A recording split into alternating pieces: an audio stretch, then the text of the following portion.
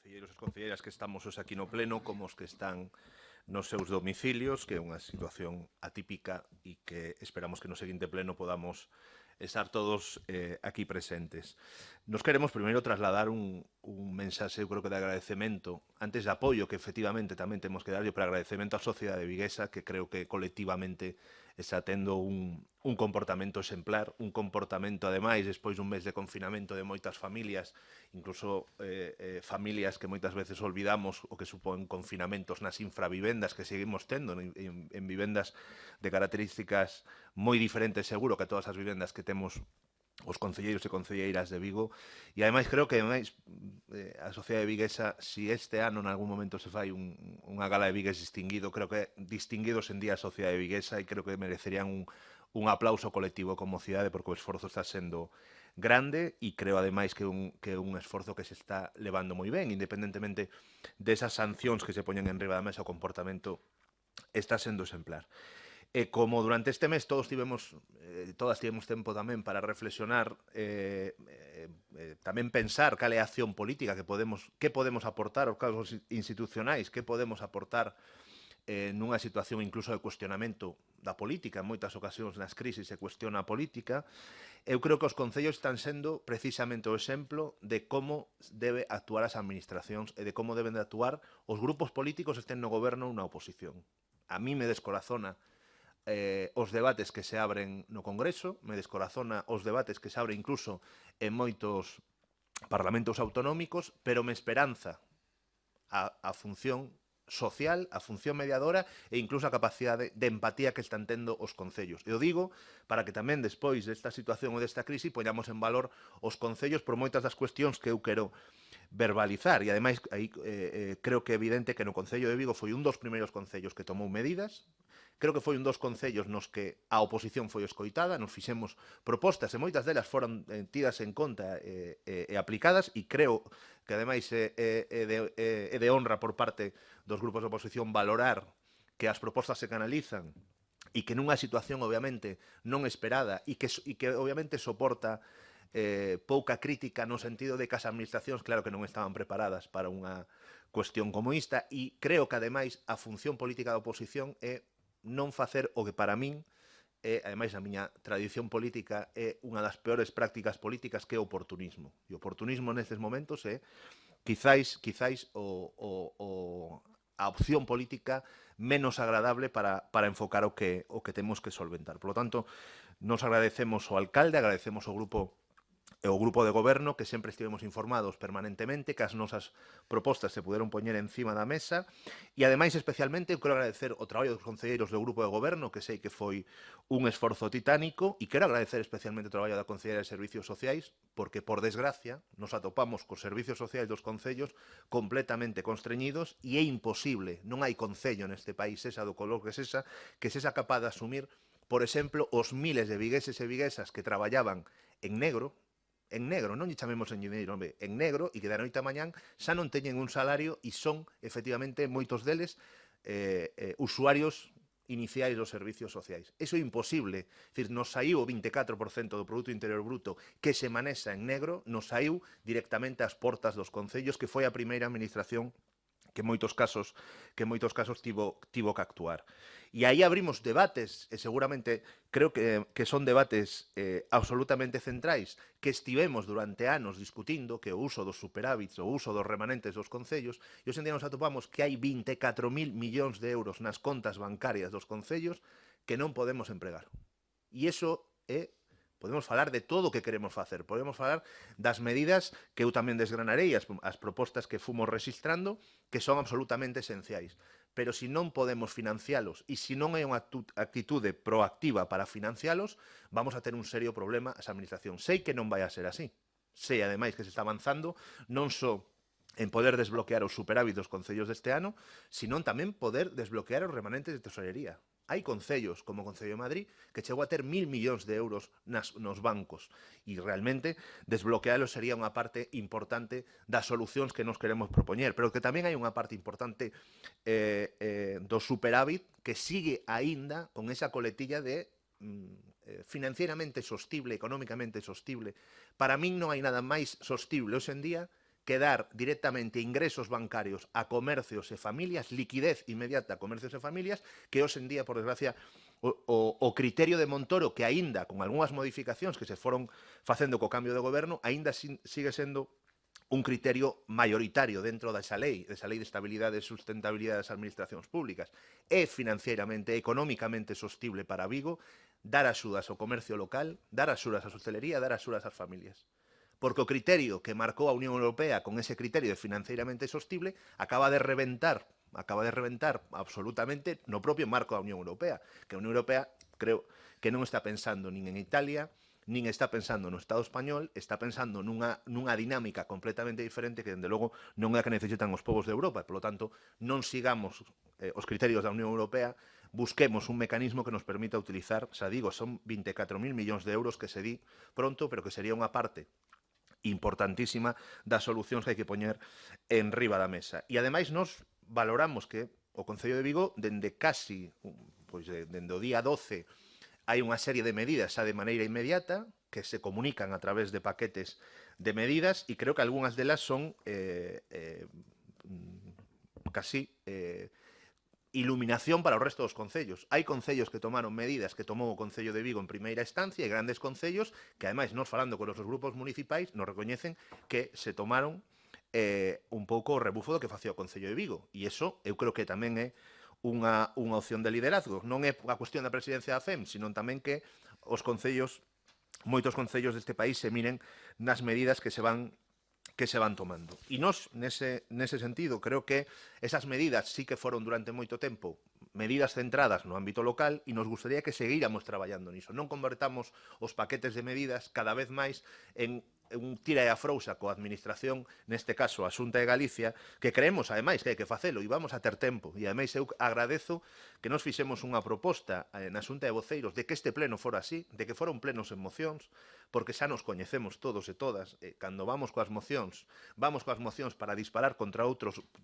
contra o goberno, contra a administración autonómica, contra espacios de debate ou espacios administrativos ou espacios institucionais que non nos corresponden agora, que nos corresponde, efectivamente, o goberno local dar conta das medidas que se tomaron e a oposición facer propostas e incluso criticar se consideramos que é criticable, que creemos, ademais, que non é o momento, porque buscaríamos un mecanismo, como digo, do oportunismo político, porque a toro pasado todo o mundo sabía cando había que pechar o país, todo o mundo sabía cando había que tomar as decisións, todo o mundo sabía onte no Congreso dos Deputados, o mesmo deputado do Partido Popular que decía a ministra de Traballo o día 4 de marzo que o seu manual para pechar empresas era un absoluto disparate, non sei que, e estaba acusando de non tomar decisións en canto ao peche de empresas. É dicir, todos sabemos as cousas que hai que facer cando se producen no tempo. Creo que iso neste Concello afortunadamente non está pasando e creo que tamén a unha cidadanía confinada lle transmite tranquilidade. Estamos nunha situación que a xente precisa tranquilidade, que a xente precisa consensos, o di o CIS de maneira mayoritaria. E, ademais, o CIS de onte di unha cousa que tamén nos teria que facer reflexionar. A cidadanía pide consensos, pero o 90 e pico % da cidadanía cree que non se van a dar eses consensos. Quere consenso das forzas políticas, pero desconfía na capacidade das forzas políticas de buscar eses consensos. E iso é grave, e creo que tamén as crises nunca son boas, pero na cuestión da reflexión da práctica política, da ética política, de moitas cuestións que durante meses, durante anos estivemos debatindo nos plenos en organismos políticos das nosas organizacións, creo que ahora cobran maior forza. Nós estamos de acordo coas medidas iniciais e creemos, ademais, que algunhas delas que ao principio parte da cidadanía non entendía, creo que ao final se demostraron como as únicas medidas útiles para garantizar a cuestión esencial de isto. Claro que hai unha dimensión económica que cada vez é a dimensión económica que vai tomando, a medida que pasan os días, é a que vai tomando máis relevancia, e a cuestión sanitaria, que durante moito tempo, porque calquera persoa que revisa as hemerotecas, fai 2 semanas, incluso menos de 2 semanas, nos estábamos convencidos de que iba a colapsar todo o sistema sanitario, que iba a colapsar absolutamente a capacidade de resposta da sanidade. Nós sabemos que os problemas siguen, sabemos que a realidade sanitaria é a que há, pero cada vez os veciños e as veciñas están máis preocupados en como vai a ser o día despois de que saiamos do que está sendo o confinamento, do que está sendo as cuestións máis difíciles de levar do estado de alarma. Nos pensamos, obviamente, que o estado de alarma pode continuar e que determinadas medidas poden relaxar. Non ten nada que ver a continuidade do estado de alarma con que se vayan quitando algunha serie de medidas. Nos estamos de acordo en a paralización de servicios municipais. Creo, ademais, que hai concellos que o fixeron moi ben. Non me costa decir, por exemplo, que o alcalde de Madrid chamou as organizacións sindicais e que chamou tamén as empresas concesionarias e conseguiu parar, por exemplo, todo o que a actividade municipal sin que houbera expedientes de regulación de emprego. E iso tamén o fixo o Concello de Vigo. Maioritariamente se conseguiu facer paralización do servicio e, polo tanto, como dio o Real Decreto e como está dentro tamén dos contratos da Lei de Contratos Públicos, pois a indemnización a realiza o Concello. E nós o que pedimos nesta cuestión é vixiancia, porque temos constatado empresas que con suspensión do servicio e, polo tanto, que teñen garantizado que as nóminas, que na maior parte dos servicios municipais é o montante máis importante dos gastos, van a estar garantizadas polo Concello, están incluindo a traballadores dos servicios municipais de Vigo dentro de ERTES. E lle podemos poñer nomes e apelidos porque é Clece, e lle podemos poñer nomes e apelidos porque é Dornier, que pretende incluir a plantilla da hora dentro dun ERTE masivo no conxunto do Estado, sabendo que no caso do Concello de Vigo unha suspensión de servicio, o Concello de Vigo vai garantir o pago. Por tanto, a non nos gustaría que esas empresas que están facendo para nós unha mala praxe, que se están aproveitando do esforzo do Concello de Vigo, cando menos dende o Concello de Vigo se emita que non é de recibo que apuntar os teus traballadores, as túas traballadoras nun ERTE, cando na suspensión de servicios, dende logo o Concello de Vigo está garantizándote a cobertura do gasto. Nos fixemos tamén unha proposta de paralización de obras esenciais. Hai obras que hai que acometer, e nós estamos de acordo. E hai obras de mantemento que son importantes, aprobouse na Xunta de Goberno a redacción dun proxecto de algunhas acometidas de agua e saneamento que consideramos que son esenciais, pero, como dixemos, seguimos sin considerar esenciais. Eu sei que poden ter un impacto importante en que se manteñan unha serie de postos de traballo, pero seguimos sen ver a urxencia de determinada obra social, pública, que vai ligada a actuacións que son importantes para a cidade. Seguramente serán un motor de recuperación e para nós, que somos moi críticos co modelo de humanización, seguramente despois desta crise buscaremos algún mecanismo de tamén entender que pode haber, eu aí son moi crítico, pero pode haber algo de keynesianismo nesas obras. Pero en ese caso, nas cuestións ahora mesmo, dentro do período de moita poboación que está dentro dos seus domicilios confinada, non entendemos as obras da Porta do Sol e non entenderemos as obras de Gran Vía.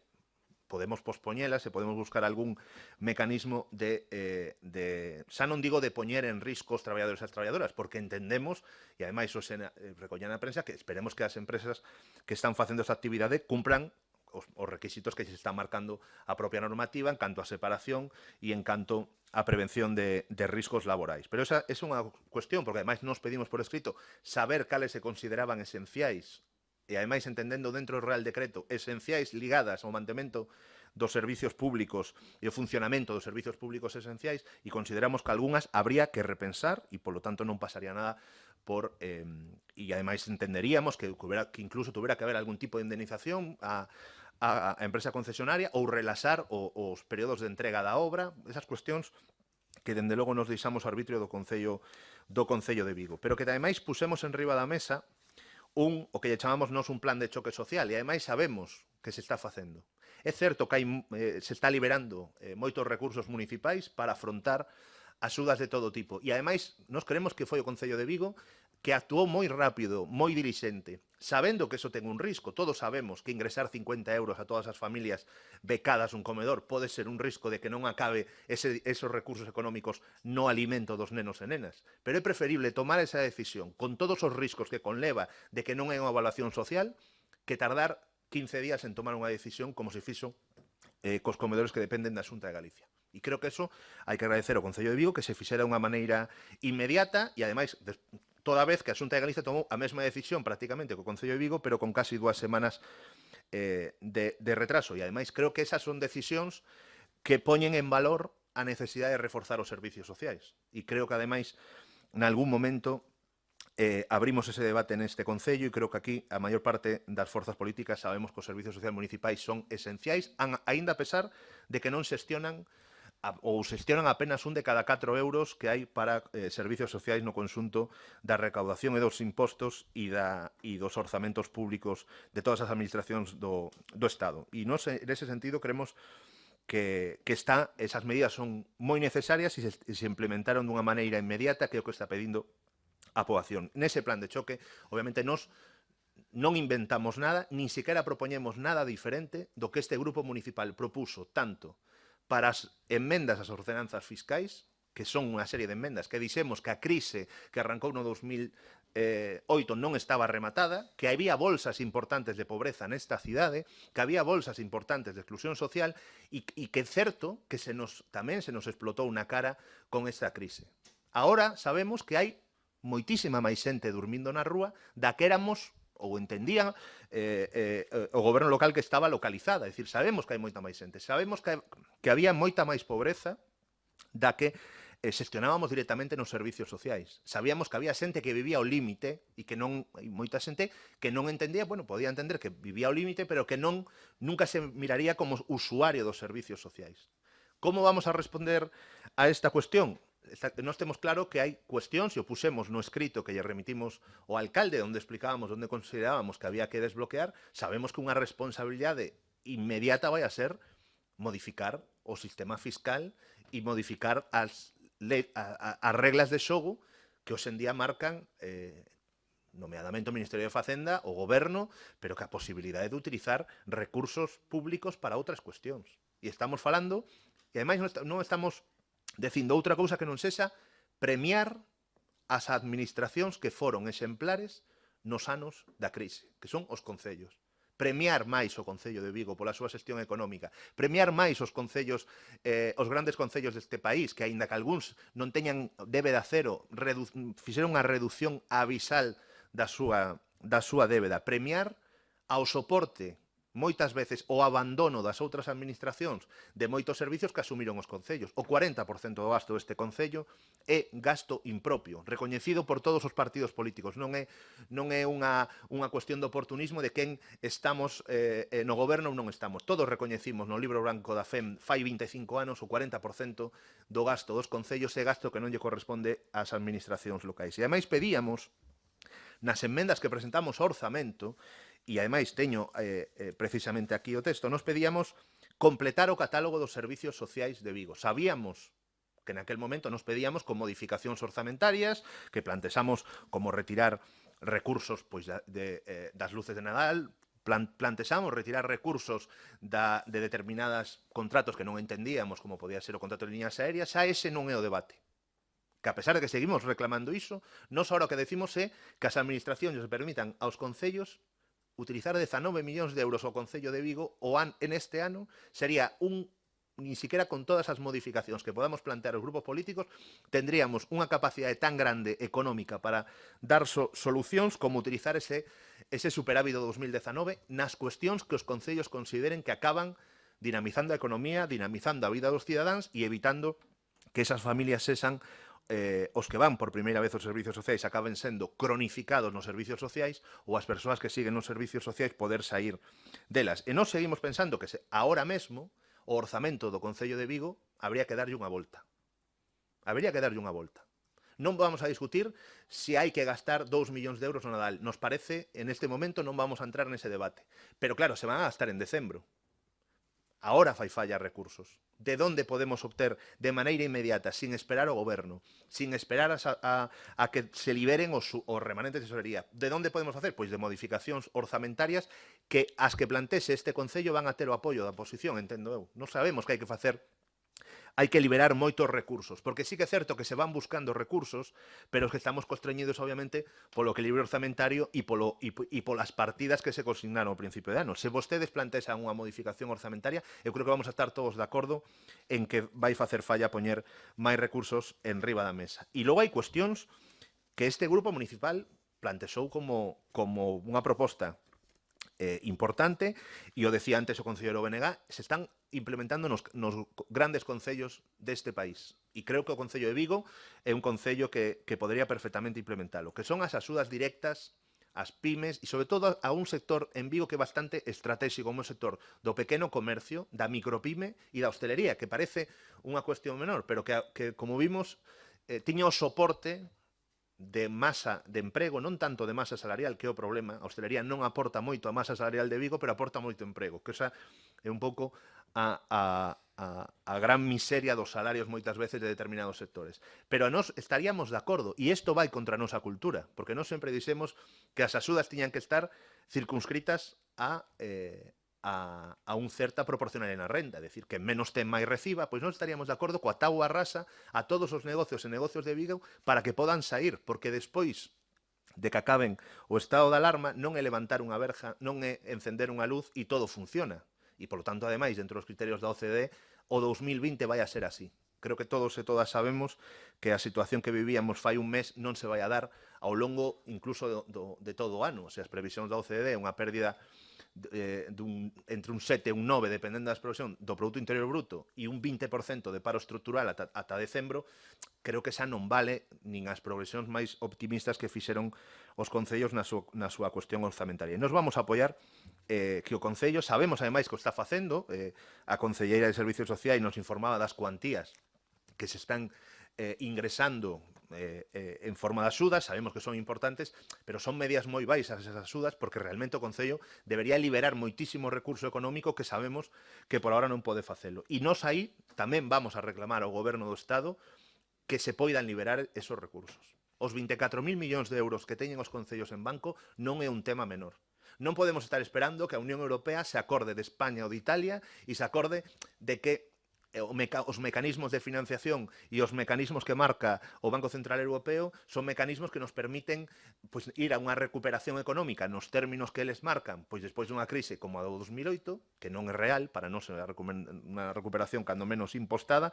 pero que os mecanismos da Unión Europea, si pretenden que cos eurobonos financiemos os miles e miles de pobres que nos están saindo por todas as esquinas nos concellos e nas administracións públicas,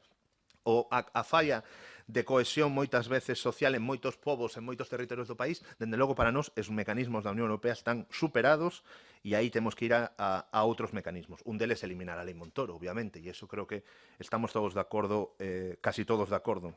en eliminalo para buscar mecanismos. Pero que nós tamén propusemos que tamén había que tomar algunhas medidas. O sector cultural nesta cidade non é un sector menor, non é un sector pequeno. O Concello de Vigo programa moitísimo. Ademais ten moitísima programación nas festas de verán e hai unha programación tamén que vai ligada, pois, por exemplo, a actuación das asociacións de veciños. Nos pedimos que esa programación se manteña, aínda que non se poda celebrar, e o que se faga é pospoñela, para non perder potencia no sector cultural. O Marisquiño, que xa sabemos que non se celebra este ano, é unha modificación de crédito importante que vai a dar 300 e pico mil euros que aportaba o Concello de Vigo, máis o que aportaba en este caso, a Diputación, nos pedimos que eso fora directamente o sector cultural da cidade. Nos estamos dando conta de que había moita xente que facía pequenas, pois facía cursos de teatro no movimento veciñal, toda esa xente está ahora mesmo cunha man diante e outra detrás sin ningún tipo de posibilidade. Mais alá, obviamente, de que nos estamos de acordo que se manteña para o ano 2021, pois todos os compromisos co Festival do Marisquiño, pero neste ano creemos que obviamente non se vai facer. E ademais plantexábamos unha cuestión, e nos aí creo que vamos a estar todos de acordo, en buscar algún mecanismo tamén de financiación da actividade industrial, da actividade empresarial a través de fórmulas de crédito local. Existen, algúns concellos están facendo. Por desgracia, nos colle esta crise sen unha caixa de aforros municipal de Vigo. Se tiveramos un sistema público municipal, pois teríamos un sistema de financiación de moitísima actividade, pois o equivalente ao crédito ICO o teríamos en ámbito local. E ademais, aquí, os que estudiamos historia, lembramos que gran parte das actuacións dun barrio como de Colla se puderon facer exclusivamente porque había ese mecanismo de financiación, porque os bancos, as outras entidades bancarias que existían naquela altura non iban a financiar actuacións de barrios obreiros, como sabemos, e que naquel momento tiñamos mecanismos. Bueno, pois que se busque algún mecanismo. O plan de emprego pode funcionar. Algúnha axuda directa á contratación das entidades sociais, pero tamén das entidades económicas e os negocios da cidade pode funcionar? Pois posiblemente, pero nós queremos mecanismos que funcionen no tempo. E xa para ir Para ir rematando, hai algunhas destas medidas que sabemos que os concellos van a implementar daqui a final de ano. Hai algunhas cuestións, afortunadamente hoxe se desbloquea unha cuestión que polo menos para a parte que representa Unidas Podemos dentro do goberno era esencial, como era a renda básica. Unha renda básica que non é unha renda básica amplia, pero que sí que polo menos é unha renda vital que se mantén cos parámetros iniciais do que teria que ser ese mecanismo. Calqueira medida que implementemos durante estes meses de crise debería de ser unha medida que se mantivera no tempo. Si vamos a aumentar a dotación aos servicios sociais, si vamos a aumentar as axudas ás familias, se vamos a aumentar todo isto, que sepamos que debería de ser con continuidade no tempo. Porque aflorou unha pobreza que sabíamos que latía na cidade e aflorou dunha maneira evidente. Se nos foron as previsións. Discutimos moito sobre a necesidade dun segundo albergue, se a Xunta tiña que facer o mesmo número de camas, pois ese debate que tivemos aquí, que non sempre defendimos que o Concello de Vigo tiña cuberta esa cuestión e que lle correspondía a outras administracións que tamén teñen competencias sociais en cubrir, cando menos, o mesmo número de plazas, pois se nos triplicou a demanda, ou cuatriplicou, e das 30 e pico plazas que tiña o Concello de Vigo e as 30 e pico que lle pedíamos a Xunta de Galicia, multiplicouse por moito o nivel de persoas usuarias, multiplicouse por moito a realidade dunha economía moi precaria nesta cidade. E, por lo tanto, todas as medidas que nos vamos a apoiar e que creemos algunhas delas que son avanzadas con respecto a outras administracións, deberíamos darlle unha volta a que isto fora tamén unha maneira de que ao final Vigo se colocara pois na media do gasto social por habitante, que é posible, ademais, porque ten unha situación financiera moi holgada e que, dende logo, nesa situación, o Grupo Municipal da Marea de Vigo vai a ser absolutamente leal cun goberno que, o digo, ademais agradezo que o está facendo de unha maneira moi dilixente, moi exemplar, con respecto ao resto do conxunto das administracións. Gracias. Moitas gracias.